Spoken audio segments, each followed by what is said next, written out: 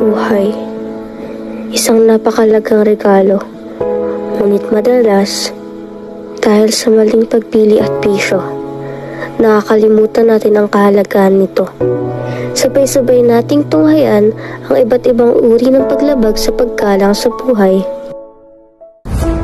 Akala ko, solusyon na ito sa mga problema ko. Pero lalo akong nalugmok. Hindi ko na kayang magbago. Isang napakahirap na desisyon. Isang buhay na nasa aking kandungan. Pero, di pa ako handa. Kaya ko ba ito?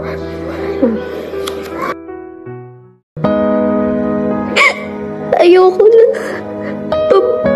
Parang wala na akong gana sa mundo.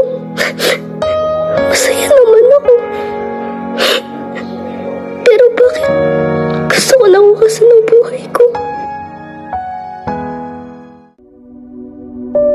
Pagod na ako sa sakit. Gusto ko na matapos ang aking paghihirap.